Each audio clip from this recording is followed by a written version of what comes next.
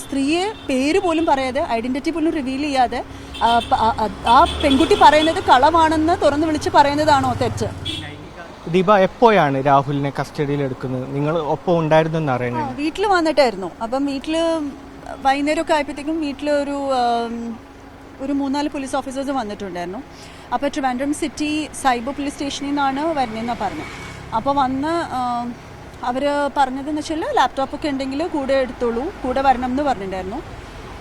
പക്ഷെ അവർ നമ്മുടെ വണ്ടിയിൽ തന്നെ വരാം, അവർ കൂടെ ഞങ്ങളുടെ വണ്ടിക്കകത്ത് ഒരു പോലീസ് ഓഫീസറും കയറിയിട്ട് എൻ്റെ വണ്ടിയിൽ ഞങ്ങൾ രണ്ടാളും കൂടിയാണ് വന്നത്.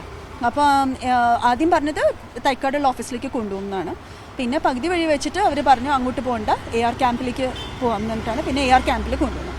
കേസിനെ പറ്റി നിങ്ങളോട് സംസാരിച്ചോ? അവർ പറയണത് AR ക്യാമ്പ് അവിടെ ചോദ്യം ചെയ്യലിന് FIR കൊടുത്തിട്ടുണ്ടായിരുന്നു.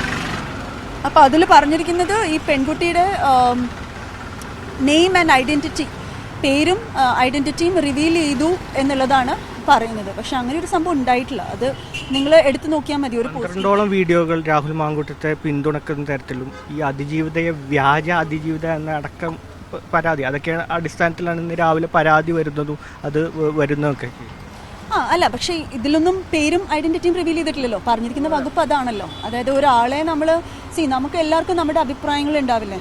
അപ്പോൾ ഇങ്ങനെ പറയുകയാണെന്നുണ്ടെങ്കിൽ ഇപ്പോൾ രാഹുൽ മാങ്കൂട്ടത്തിനെ അധിക്ഷേപിച്ചുകൊണ്ട് എത്രയോ മാധ്യമങ്ങൾ ഉൾപ്പെടെ എത്രയോ പേര് എന്തെല്ലാം കാര്യങ്ങൾ പറയുന്നുണ്ട്. അപ്പം അതിലൊന്നും പ്രശ്നമില്ല. പക്ഷേ സ്ത്രീയെ പേര് പോലും പറയാതെ ഐഡൻറ്റിറ്റി പോലും റിവീൽ ചെയ്യാതെ ആ പെൺകുട്ടി പറയുന്നത് കളവാണെന്ന് തുറന്നു വിളിച്ച് പറയുന്നതാണോ തെറ്റ്? ലൈംഗികാതിക്രമണത്തിന് ഇരയാകുന്ന ആളുകളുടെ അതിജീവിതയുടെ പേര് വെളിപ്പെടുത്തരുത്, അവിടെ സ്വകാര്യത വെളിപ്പെടുത്തുന്നത് നിയമത്തിൻ്റെ ഭാഗമാണ്.